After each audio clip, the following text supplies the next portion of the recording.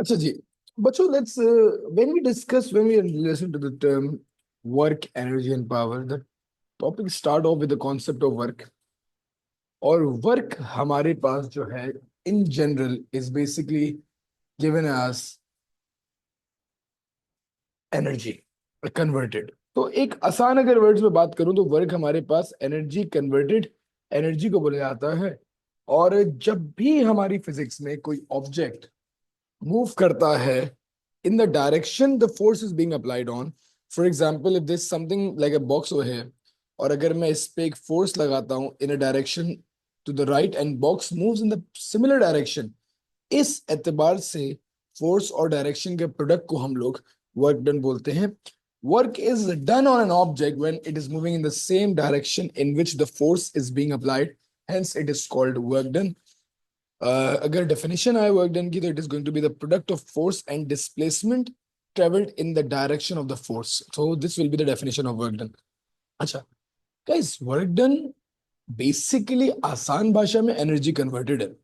And energy या work done, all of them are measured in the units of joules. We have done electricity, हमें पता है कि energy measured in joules, and the formula for work done is going to be force times the distance. अच्छा, force into perpendicular distance movement था वो, it was something completely different. Work done होता है force times the distance traveled या displacement traveled in the direction of the force. तो work done और movement को कभी भी कंफ्यूज मत कीजिएगा, दे आर डिफरेंट थिंग्स, ठीक है जी। वर्क डन एक स्केलर क्वांटिटी है, there is no direction involved in work done. Let's take a look at couple of examples. Let's say मेरे पास एक बॉक्स है that is pushed by a force of 30 newtons to the right and the box travels a distance of 20 meters, और आपको just एक basic calculation में बोलता है you are required to calculate the work done, तो आप 30 times 20 कर दोगे, you would get the answer and that's going to be your work done in joules, ठीक है जी। इतनी एनर्जी लग गई इसको बॉक्स को वहां तक लेके जाने में। अच्छा, अब यार बात थोड़ी सी इंटरेस्टिंग करते हैं, थोड़ा कॉन्सेप्ट को समझते हैं। एक सिमिलर सिनेरियो में I've got a box, और इस बॉक्स को मैं 30 न्यूटन फोर्स लगाता हूं to the right hand side. Similar scenario में the box is moving a distance of 20 meters, but in this scenario there's a friction force that's being experienced by the object and the force is given by 10 newtons, ठीक है, 10 Newton की friction force जो है object experience कर रहा है। अगर मैं इस ऑब्जेक्ट पे वर्क डन अगेंस्ट फ्रिक्शन की बात करूं, तो वर्क डन अगेंस्ट फ्रिक्शन की जब टर्म आएगी तो you are required to multiply the friction force and the distance together, the displacement travelled and the force. तो आप फ्रिक्शन फोर्स को जब डिस्प्लेसमेंट से मल्टीप्लाई करेंगे you would get the work done against friction. That means कि जो 200 joule का work done है, this work done was lost या this energy was lost in overcoming friction forces. ये जो आंसर आता है this gives us the energy that is lost in overcoming friction forces. Again, अगर वो बोलता कि यार हमारे पास रिजल्टेंट वर्क डन कितना होगा, तो रिजल्टेंट वर्क डन के लिए देयर आर टू वेज। मैं आसान तरीके की बात करूं तो फॉरवर्ड फोर्स या रिजल्टेंट फोर्स निकाल लेंगे रिजल्टेंट वर्क डन के लिए। अगर रिजल्टेंट वर्क डन की बात कर रहा है तो resultant force times the distance. तो रिजल्टेंट वर्क डन के लिए रिजल्टेंट फोर्स आपको सबको पता है that's going to be 30, take away 10, 30 minus 10, जो रिजल्टेंट फोर्स आ जाएगी that's going to be 20। Again by the distance 20 your answer is going to be 400 joules. तो रिजल्टेंट वर्क डन की टर्म में या रिजल्टेंट वर्क डन की terms के लिए you have to just multiply the resultant force times the displacement travelled and you would get the resultant work done. मैं उम्मीद करता हूं यहां तक की बात क्लियर होती होगी। What is work done? It is the product of force and displacement covered in the direction of the force. मैं एक ऑब्जेक्ट पे फोर्स लगाता हूं, वो एक डिस्प्लेसमेंट कवर करती है, जितनी मैं फोर्स लगाता हूं टाइम्स जितना वो डिस्टेंस ट्रेवल करती है, both of them multiplied would give us the value of work done. इसमें मैंने दो तीन बेसिक बातें की। वर्क डन अगेंस्ट फ्रिक्शन में you have to multiply friction force by the displacement covered, and work done resultant अगर मांगेगा तो you have to get a resultant force and then times it by the displacement covered, you would get the resultant force. Can we do final friction energy? I did not quite catch you, Abdullah beta, क्या पूछना चाह रहे हो? And lost क्या, आपने क्या पूछा है मुझसे?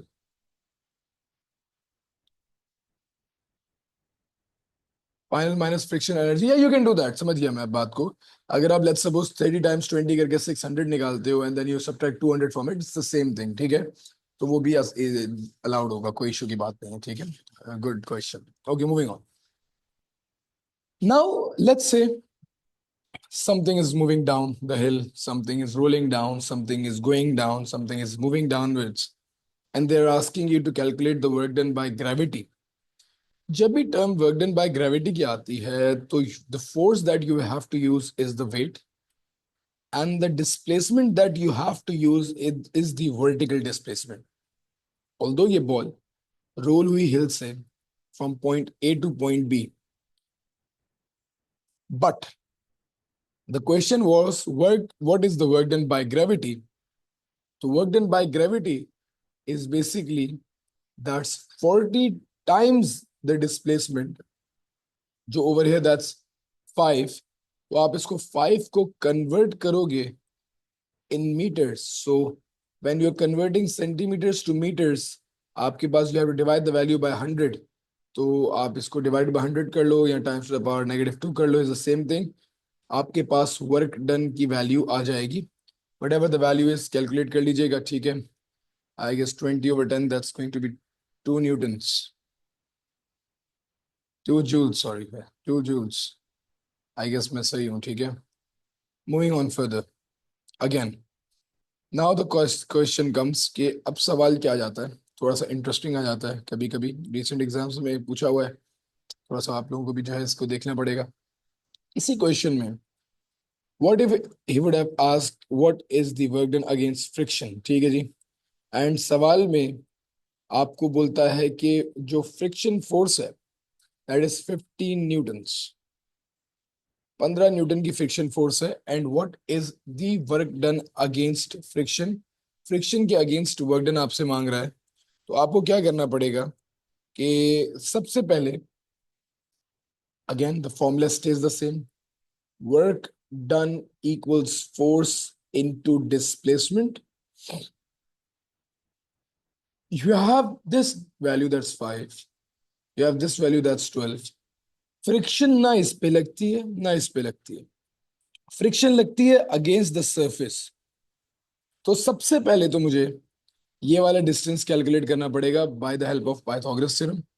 मैंने जो है H square is equals to 5 square plus 12 square किया, मेरी वैल्यू आ गई 25 and 144। I rooted the value, got the value of H. कोई भी थोड़ी सी हेल्प कर दे, आई गेस सर ये 13 सेंटीमीटर्स, यस 13 सेंटीमीटर्स यहाँ पे हमारे पास जो है वैल्यू आ गई। Force is given in the question that's 15, और 13 को you divided by 100 to get the values in meters. इन्हें बेटा जिसको भी वैल्यू बता दीजिएगा लास्ट की क्या वैल्यू है इसकी for the work done. 1.95, very good, 1.95 joules. अच्छा जी, राहिम हसन क्या बोलते हैं कि सर थर्ड दोबारा समझा दें।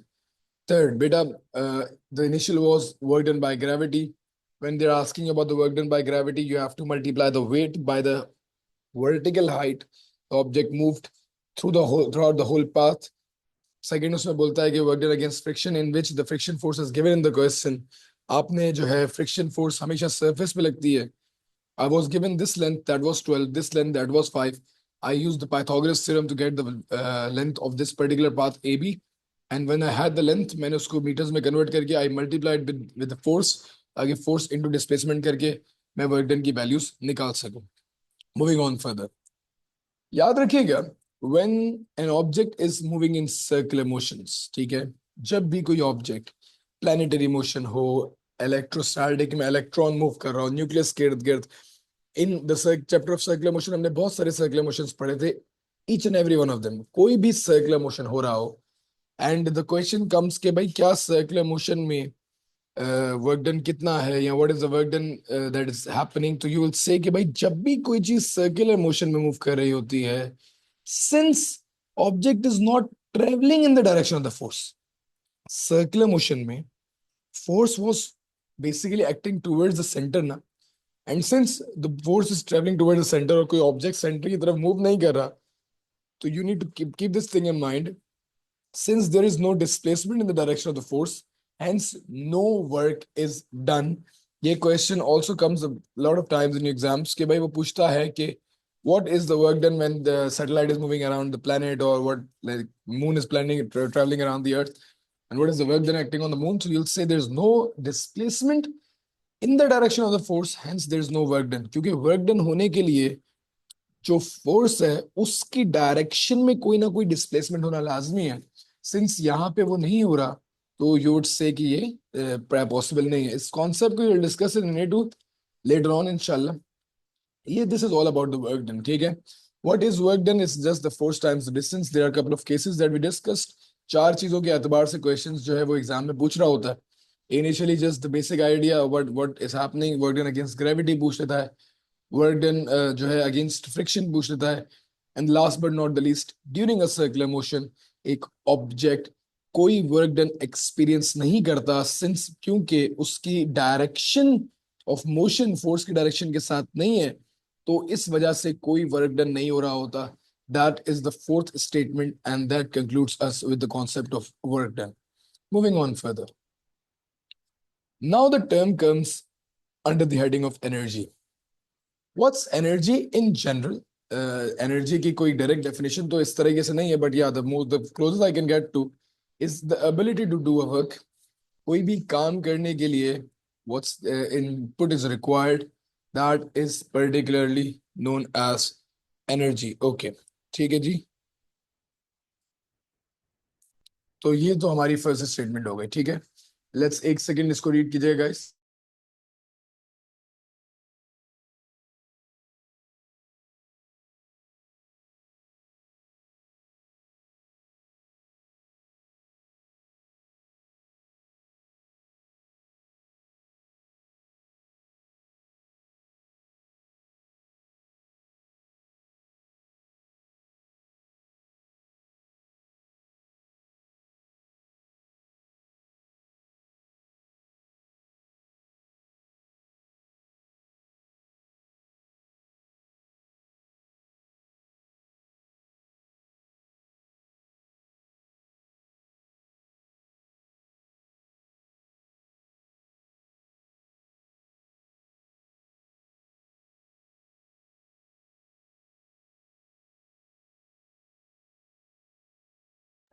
ओके, चलो.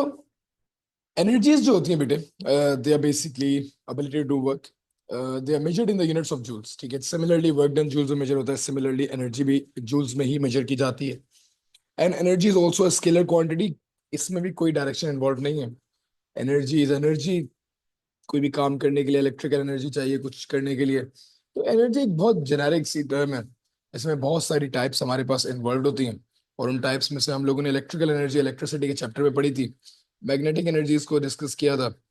सिमिलरली थर्मल में हम लोग जो है थर्मल एनर्जी वगैरह को डिस्कस करते हैं. तो ये सारी एनर्जीज जो है एक generic heading under the heading of energy आती है. हमारे सिलेबस में जो वर्किंग हम लोग बेसिकली कर रहे होते हैं ना, वो कुछ चार पांच एनर्जी के टाइप्स पे है. और इस चैप्टर में जो मेजरली हम लोग वर्क कर रहे होंगे, we will be working with kinetic energy and potential energy. Kinetic energy is the energy that is due to the motion, और पोटेंशियल एनर्जी किसी भी ऑब्जेक्ट में स्टोर्ड एनर्जी को बोला जाता है. इसको हम लोग ग्रेविटेशनल पोटेंशियल एनर्जी भी बोलते हैं, जो कि हम लोग अभी डिस्कस करेंगे थोड़ी देर में. Then there is thermal energy, heat energy stores. We have got chemical energy stores, chemical energy, elastic strain energy stores. Elastic और strain same thing है. It's like elastic objects में होती है, like the deformation वगैरह में हम लोगों ने डिस्कस किया था. Electrostatic energy is between the charges, positives and negatives, positives. Nuclear energy stores basically the nuclear atom होता है. ठीक है, atom के अंदर जो energy stored होती है, that is called nuclear energy.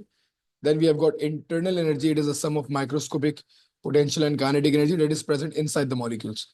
हम लोग जो अलग अलग सेक्शंस में अलग अलग एनर्जीज को डिस्कस करते हैं, इलेक्ट्रिकल एनर्जी हम लोगों ने वीआईटी से निकाली थी. That's one formula for energy हमारे सिलेबस में. Secondly E equals MC delta T thermal में पढ़ेंगे. That's the formula for like thermal energy. फिर हम लोग जो है एनर्जी के लिए we use the kinetic energy and potential energy formula. और ये जो है चार टाइप्स हमारे सिलेबस में एनर्जी की जो हम लोग निकाल रहे होते हैं. अच्छा, let's get back to the grade 8. वापसी आते हैं, थोड़ी सी बातें जो बहुत ही बेसिक बेसिक से उनको डिस्कस करते हैं कि first of all what is non renewable energy. ऐसी एनर्जी जिसको कंज्यूम करने में हम जो है इतना तेज नहीं है, the consumption rate of this energy is much higher compare to the regeneration rate. मतलब for example let's say we have got coal, oil, natural gas, तो ये सारी की जो एनर्जी सोर्सेज हैं, इनको हम कंज्यूम बहुत तेजी से करते हैं rather than their production. Energy, अगर आप कुछ मार्क्स स्कीम में देखेंगे तो ये भी अलाउड होता है कि energy that like can not B regenerated, या जो डिस्ट्रॉय हो जाए एक बार यूज करने से, ये सारी चीजें आपने ज्योग्राफी में कुछ हद तक पढ़ी हुई हैं। बट इन जनरल अगर नॉन रिन्यूएबल एनर्जी की बात करें तो ऐसी एनर्जी जिसका कंजम्पशन का रेट जो है उनके रीजनरेशन के रेट के मुकाबले में ज्यादा होता है, that's called non renewable energy. Coal, oil, natural gas, जैसे सुई गैस हमारे घरों में आती है, this like once it use it can not be use again, तो ये नॉन रिन्यूएबल एनर्जी हो जाएगी। सिमिलरली फिर हमारे पास रिन्यूएबल एनर्जी सोर्सेज हैं, ठीक है, resources that generate at an incredibly fast rate, so consumption does not affect their reserves. For example, सूरज है, हर दिन उतनी एनर्जी प्रोड्यूस दे रहा है हमें, ठीक है, हमने जस्ट जो है उसको कंज्यूम करना है। Solar powers is renewable energy source, ठीक है, आजकल सोलर पैनल्स बहुत ज्यादा लग भी रहे हैं, they basically makes it very easy, तो जो है काफी जो है चीप भी पड़ जाते हैं। तो ये सारी चीजें जो है आपके रिन्यूएबल एनर्जी में आ जाती हैं। अगेन सोलर है, टाइडल है, जियोथर्मल है, geothermal energy is basically from the lava जो अर्थ के कोर में होती है, बायोगैसेस हैं, and again wind energy is also a renewable energy source. तो ये सारी हमारे पास रिन्यूएबल एनर्जी की डेफिनेशंस और चीजें हैं। अच्छा, इनकी टाइप्स और यूजेस बहुत एक थ्योरेटिकल कॉन्सेप्ट्स हैं, ठीक है, कहाँ कहाँ यूज होते हैं, इसकी एक PDF I share in all the groups, उनको एक बार रीड कर लीजिएगा। Something related to that can be asked in examination. बहुत ज्यादा थ्योरेटिकल है, ठीक है, उसमें बस ये कि पढ़ना है, एक बार पढ़ेंगे एवरीथिंग वुड मेक सेंस, आपकी नॉर्मल जनरल लाइफ में चीजें वो सारी यूज हो रही होती हैं। Again next term that we need to discuss is called the reliable energy, ठीक है गाइस। जो टर्म रिलायबल एनर्जी की है, that is basically energy that we can rely upon. For example petrol है, हम लोग रोज पेट्रोल पे गाड़ी चलाते हैं, ठीक है, तो petrol is a source that we rely upon, ठीक है। तो reliable energy is the energy resources that we rely upon at any time, ठीक है, हम उस पर रिलाय कर रहे होते हैं, हम उस पे जो है रोज हमें पेट्रोल मिल जाता है। सिमिलरली अगर मैं गाड़ियां विंड पे चला दूं तो मेरी गाड़ी किसी दिन हवा है शायद चल जाए, किसी दिन नहीं चले, just for sake of concept. अगर मैं गाड़ियां सोलर पे चला दूं तो रात में क्या होगा। तो ऑल्दो हाँ solar energy can be use, there was a car जो कि बहुत फ्लॉप रही, उसकी सनरूफ पे सोलर एनर्जी की वजह से वो चार्ज होती थी चलते हुए, बट उसका मैग्नीट्यूड बहुत कम था, तो I don't remember the name, मैं उस दिन देख रहा था। बट ये कि like this technology can be use, but वो रिलायबल नहीं है ना यार। रिलायबल ऐसी चीज होती है जो यार मैं रोज यूज कर सकूं, ठीक है, that I can rely upon, वो हमेशा कभी भी मुझे जो है धोखा ना दे, ठीक है। तो जिस याद रखिएगा रिलायबल एनर्जी सोर्सेज की डेफिनेशन और what in general R reliable. Reliable का रिन्यूएबल या नॉन रिन्यूएबल होने से कोई ताल्लुक नहीं, रिलायबल का मतलब रिलायबल होना जरूरी होता है, ठीक है जी। I hope everything is making sense right now. I am hoping कि कुछ लोग क्लियर कर लिख दें ताकि थोड़ा सा मुझे जो है आइडिया हो जाए that everything is making sense, सबको ये बात क्लियर हो रही है। Then we can move on to the types of energy, ठीक है गाइस। दो चार और यार, कोई फरवा बेटा कैसी है, ठीक है, आपको सब समझ आ रहा है, दुनारा very good.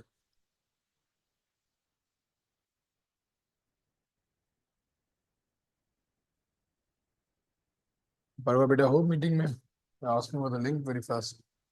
Very good. Abdul Rahman साहब कैसे हैं आप, ठीक हैं। और हम भाई कैसे हैं, ठीक है। चलो यार, I hope things are getting clear. Ali भाई वेरी गुड। ओके जी, moving on further.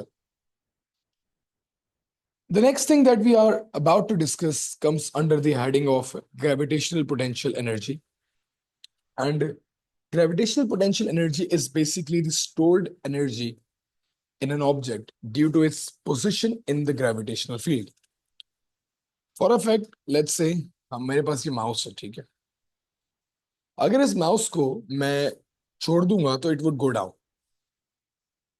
मैं इसको कोई एक्सटर्नल एनर्जी नहीं दे रहा, कॉन्सेप्ट ऑफ फ्री फॉल इसमें जरूर लगता है, बट ये खुद से नीचे जा रहा है।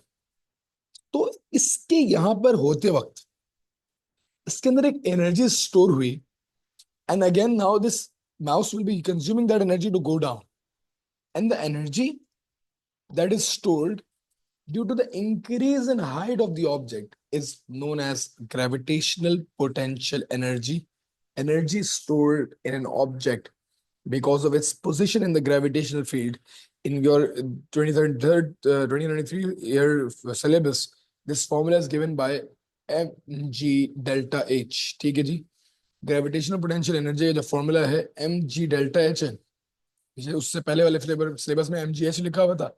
इट इज प्रेफर्ड कि आप mg डेल्टा एच लिख दें, ठीक है। Practically those are same things. ये जो डेल्टा एच है रिप्रेजेंट करता है चेंज इन हाइट की कितनी चेंज हुई, final height minus initial height. G represents the gravity, gravitational field strength, that is going to be 9.8. M is going to be the mass of the object, always taken in kilograms. ठीक है, तो again यहाँ पे मैंने ये सारी बातें लिखी हुई, ठीक है। Let's take a basic example. There is a person on the top of the building going down and then the ED. So let's see कि भाई कितनी change in gravitational potential energy आती है। तो let's plug in the formula that's going to be mg delta h for the gravitational potential energy.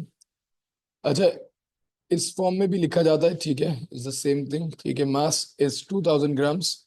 Since it is in grams, you have to convert it in kilograms by dividing it by 1000. Gravity is going to be 9.8. It's always going to be 9.8 until and unless वो question में state करे you are supposed to take it as 10, वरना you're always going to take it as 9.8. And height is going to be 400 meters. Just multiply all three things together, you'll get the value. How does the height affect energy? Very good. 7840 joules.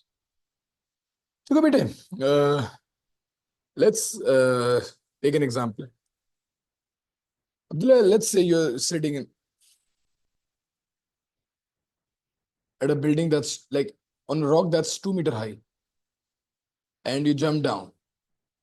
Again, you are standing at a rock that's 4 meters high, you jump down. For a rock that's 16 meters high, you are jumping down.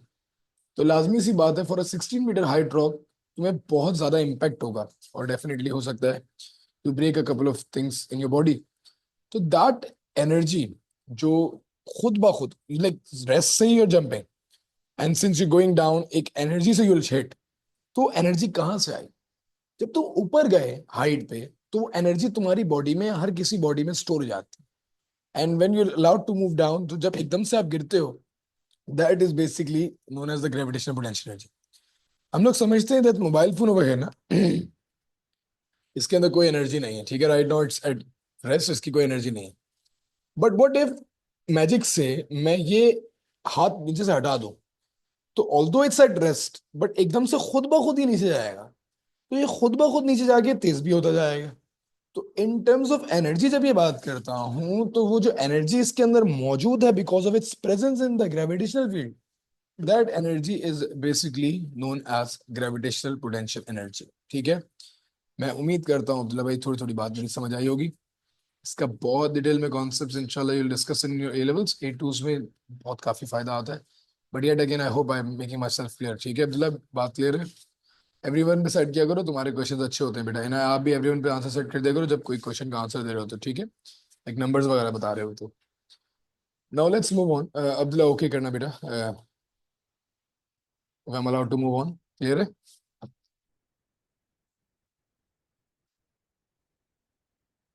Okay, very well. Now, let's take an example of a ball that's of 2 kilograms rolling down the slope and again reaching the point B. You're required to calculate the change in gravitational potential energy from point A to B. याद रखिएगा, the formula is always related to height. कोई और distance you won't be using that. You will be only using the height of the object. कितनी height उसने change की, that's the only thing you'll be using. You need to make sure कि जब आप gravitational potential energy की बात कर रहे हो, तो gravitational potential energy is given by mg delta h.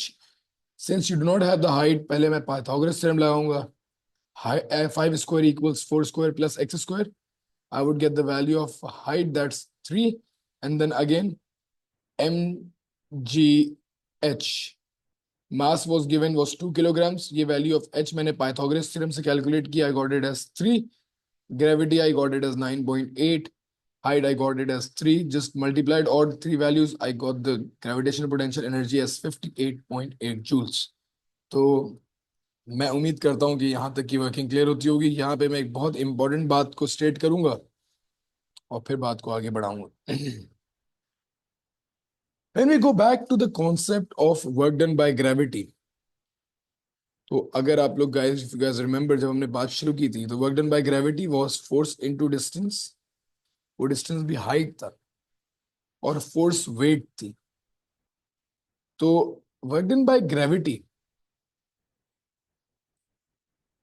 Work done by gravity जो होती है और ग्रेविटेशनल पोटेंशियल एनर्जी जो होती है, they are different names given to same things. Work done by gravity and gravitational potential energy, they are same things, just giving different names. अगर work done by gravity की working पे थोड़ा सा मैं वापसी जाऊं तो work done by gravity was basically weight of the object, that was 40 newtons times the height. So weight mg and then height, so that's going to be gravitational potential energy. तो अगर ये बात याद रहे, whenever they're asking you about the work done by gravity, they're basically asking you about the gravitational potential energy, and that's pretty much it. ठीक है, तो ये just an additional point, किसी को याद रहे तो that's very good. Let's move on to the case number 3. ठीक है, इसकी वर्किंग करते हैं। थोड़ा सा जो है एक आध दो क्वेश्चंस देखते हैं, ठीक है, और उसके बाद आगे बढ़ते हैं। ठीक है, केस नंबर 3 में हमारे पास A, B, and C. We have got 3 positions. A person of mass 10 kilograms jumps from a roof carrying a rope. Find the decrease in gravitational potential energy from A to B. From A to B, decrease in gravitational potential energy. Very well. The formula was mg delta h. Mass of the person is 10 kilograms.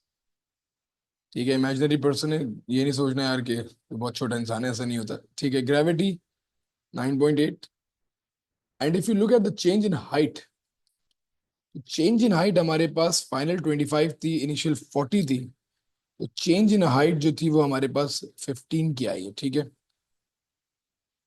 Final minus initial कर लो या बड़े में छोटे को minus कर दो, तो 40 minus 25, that's 15. You plug in the values, 10 times 9.8, in beta please. What is the value for gravitational potential energy? That's very good. 1470 joules. ठीक है, तो 1470 joules will be the change in gravitational potential energy of the person traveling from A to B.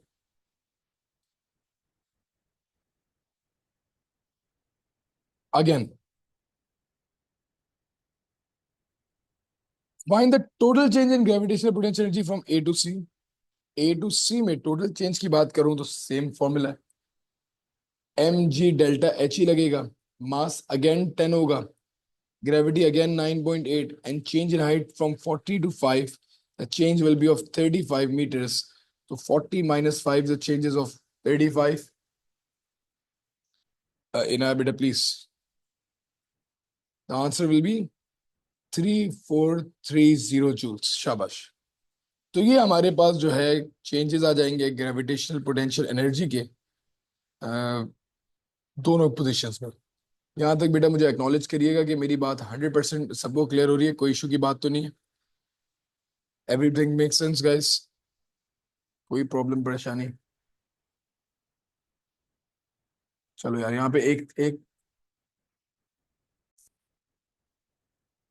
अच्छा जी, we have already discussed the concept till the gravitational potential energy। ठीक है, अब जो है हम लोग इसकी वर्किंग को थोड़ा सा आगे बढ़ाते हैं। ठीक है, let's start of with kinetic energy and what it is, what's the concept behind that. इसके केसेस को डिस्कस करते हैं, will conclude it in 15 minutes.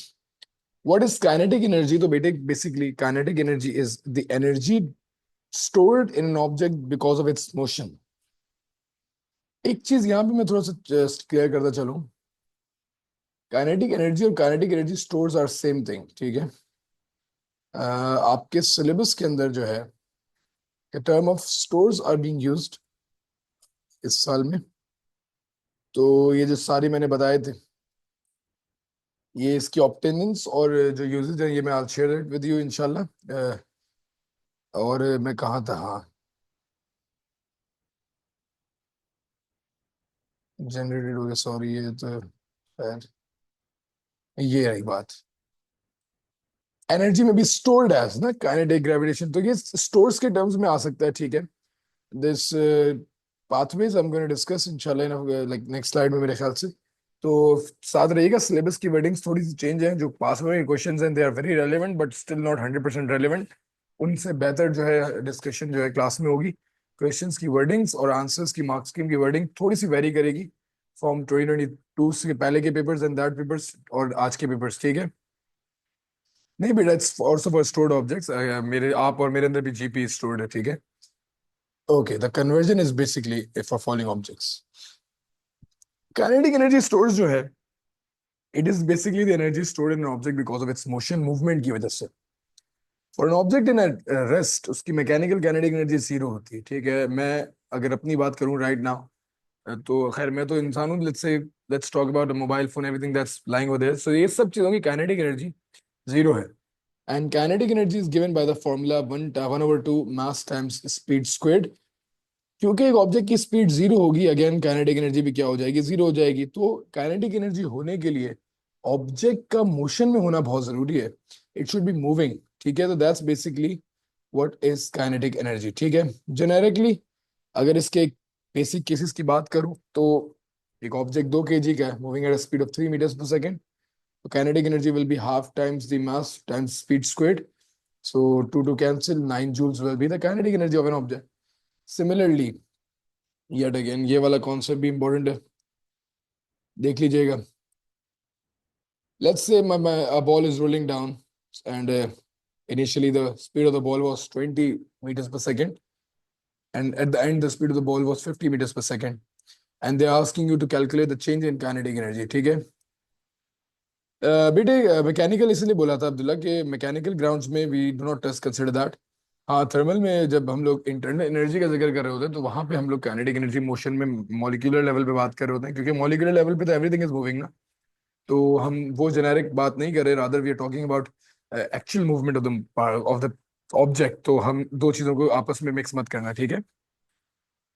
If an object at A has a speed of 20 meters per second and at B the speed increased to 50 meters per second, तो speed बढ़ रही है। If you're required to calculate the change in kinetic energy, there are two ways. Easily half times mass times 50 squared minus half times mass times 20 squared कर दो। और अगर change का formula हो तो आप ऐसे भी निकाल सकते हो, half M V square minus U square. You are just required to plug in the values. Final velocity was 50, initial velocity was 20, mass was 2 kilograms। आपने इसको कैलकुलेट किया, आई एम प्रीटी श्योर मेरा आंसर 2100 किसी बच्चे ने बताया था, और भी चेक करके बोलते 2100 ही है तो सही है। What ever the answer is, मेरे ख्याल से भी 2100 ही होगा। यस, ठीक है ना, थैंक यू बेटा। तो ये हमारे पास जो है इसका चेंज इन काइनेटिक एनर्जी का फॉर्मूला और कॉन्सेप्ट आ जाता है, ठीक है। Let's discuss a couple of more things today, and there's one very, very important question that we need to discuss. First thing is about the law of conservation of energy. क्या कहता है law of conservation of energy? That energy can neither be created nor it can be destroyed, but it can only be converted from one form to another. तो energy, total energy close system है, ऐसी system है जैसे energy बाहर या अंदर ना आ रही हो। एक क्लोज सिस्टम में टोटल एनर्जी हमेशा सेम रहती है, and energy cannot be created nor it can be destroyed but can only be converted from one form to another form. That's basically the law of conservation of energy. For a closed system, that means no energy enters or leaves, the total energy is always conserved, same रहती है, अंदर ही अंदर रहती है, एक form से दूसरी form में कन्वर्ट हो जाती है। And that is basically the law of conservation of energy that is asked a lot of times. There are a few conversions. Conversions, first of all, is going to be this. अगर मैं किसी भी चीज को जलाता हूँ, combustion होती है, ठीक है, coal wood, तो chemical energy in that particular object, even कि कोई भी चीज हो, प्लास्टिक हो, लकड़ी हो, एनीथिंग, ठीक है, कोई भी चीज अगर जल रही हो, उसकी कम आग लगा के उसको बर्न कर रहे हो, तो उसकी chemical energy is basically converted to light energy and heat energy. तो ये पहला कॉन्सेप्ट है, ठीक है। अगेन सेकेंडली, अगर कोई चीज फ्री फॉल में गिर रही है, सिर्फ समथिंग इज फॉलिंग, ठीक है, कोई चीज फ्री फॉल में गिर रही है, तो उस सूरत में अगर वो रेस्ट से गिर रही है तो उसकी gravitational potential energy is actually converted in kinetic energy. If something is falling from rest down, तो उसकी gravitational potential energy is converted to kinetic energy, and that is when an object is in a free fall. ठीक है, free fall का मतलब याद रखिएगा, rest से शुरू करेगा. What if the object is not in free fall? Let's look at that. एक क्वेश्चन है मेरे पास, ए लेवल्स का है, ठीक है, बट ये कि वो ओ लेवल्स के कॉन्सेप्ट से लिंक होता है, तो मैं इसलिए उसको एक मरतबा दिखा देता हूँ.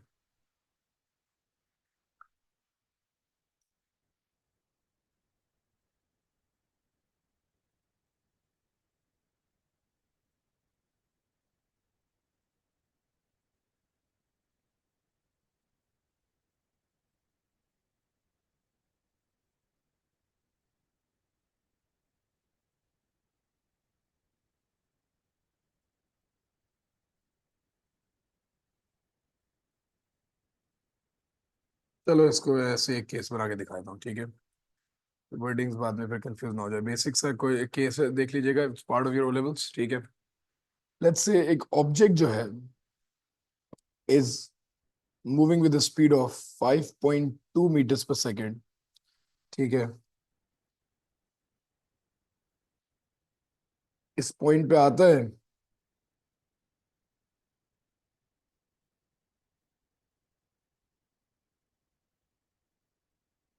इस ऑब्जेक्ट की फाइनल स्पीड मुझे नहीं पता, ठीक है जी, and the height is 10 meters. Mass of object जो है 12 किलोग्राम दिया हुआ है. Find its final speed. तो guys, you need to make sure कि आप इस बात को याद रखें कि काइनेटिक एनर्जी, सॉरी यहां पे कहता हूं gravitational potential energy is not equal to kinetic energy, ये नहीं है. रादर ऐसे केस में जब एक ऑब्जेक्ट के पास इनिशियल वेलोसिटी है, तो उसकी initial kinetic energy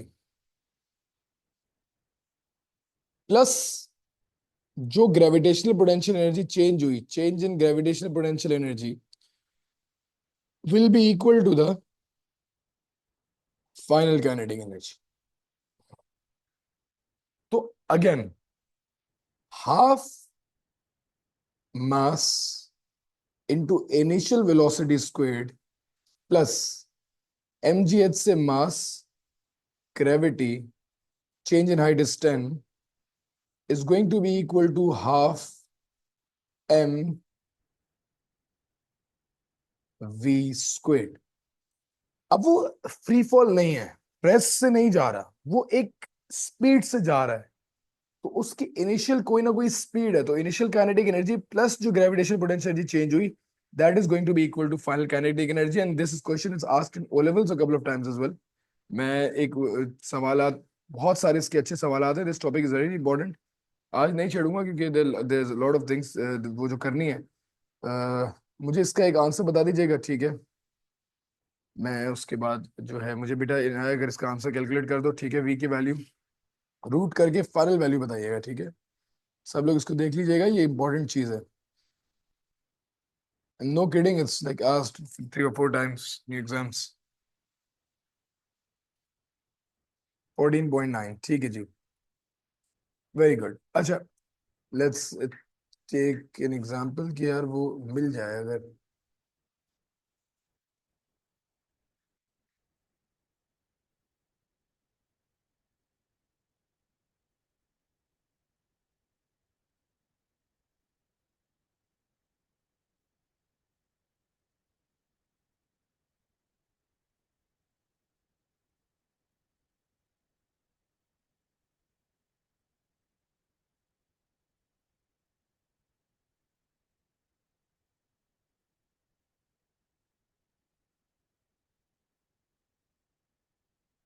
next class में निकाल के रखूंगा इंशाल्लाह.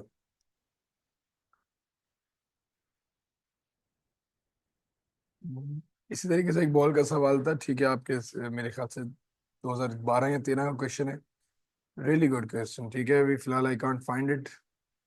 तो चले, लेट्स कंटिन्यू, फिर इस वाले इसको करते हैं, ठीक है। अच्छा, हम लोगों ने कन्वर्जेंस तक की वर्किंग कर ली है, ठीक है। आई एम नॉट, जैसे एक दो और चीजें डिस्कस कर लेता हूँ। एक तो बॉल जब रीबाउंड होती है, व्हेन द बॉल इज रीबाउंडिंग, ठीक है, गिर रही है, तो अगेन ग्रेविटेशनल रेस्ट से अगर शुरू होती है तो gravitational potential energy is converted to kinetic. फिर बॉल जब बाउंस करती है तो it's converted into elastic energy and then again kinetic. और फिर अगेन अगर ऊपर हाइट गेन हो जाती है तो ग्रेविटेशनल पोटेंशियल एनर्जी में कन्वर्ट हो जाती है, ठीक है। मैं एक मेजर सवाल करा देता हूँ आपके ओ लेवल्स का ही। उसके जो है उसमें सिर्फ थ्योरेटिकल था, इसलिए मैं उसको एक बार डिस्कस कर लेता हूँ, ठीक है। कोई इशू की बात नहीं है। मैं उसको सिर्फ समझा देता हूँ, आंसर्स उसके आप लिख लीजिएगा, ठीक है। जैसे ही आपको वक्त मिले मुझे चेक करा दीजिएगा, ठीक है, इधर देख लीजिएगा। सिर्फ इसका एक लास्ट पार्ट था, very rarely the question comes for 6 marks, very rarely. तो दैट्स 6 मार्क्स क्वेश्चन, देखिएगा इसको कि shows an object, there's a person, there's a 5 stages of athletes successfully performing a pole vault. Describe the energy changes which take place during the performance of the pole vault or from original stationary position and then again like till it comes to rest after the jump. याद रखिएगा, initially इंसान के अंदर जो है कोई भी काम करने से पहले देयर इज केमिकल एनर्जी जो उसमें स्टोर होती है। That chemical energy is converted to kinetic energy क्योंकि वो मूव कर रहा है। एंड देन वॉल्ट क्योंकि बेंड हो रहा है, that kinetic energy is converted to elastic energy क्योंकि इलास्टिक है। And then again height gain हो रही है, with that gravitational potential energy भी गेन हुई होगी। Now the object is going down, that gravitational potential energy will be converted to kinetic energy, ठीक है, मैक्सिमम पोजीशन पे rest and then converted to kinetic energy. And last जब वो hit करेगा तो elastic energy, sound and somewhat thermal भी इसमें produce हो जाएगी। You were required to write these series of events and energy in order, ठीक है, and with the perfect description. And this question came up for 6 marks. तो ये this question can be like this types of question can come. इसकी बहुत सारे different aspects हैं questions के, अच्छी अच्छी calculations भी हैं, there are some very difficult as well. वो हम लोग इंशाल्लाह नेक्स्ट क्लास में continuation of lecture पे complete करेंगे. You would need a couple of classes for this. अगर let's suppose Wednesday को all the schools and colleges are off, then we'll have a class a little longer. 1.5 घंटे की, will start early, ठीक है। तो hopefully let's see, hope for the best. See you guys इंशाल्लाह on Wednesday. I am keeping it till here today. आप लोग अपना ख्याल रखिएगा। किसी को कोई कंफ्यूजन है तो they can ask me right away, कुछ पूछना चाहें तो दे कैन आस्क मी, ठीक है, I am just right here.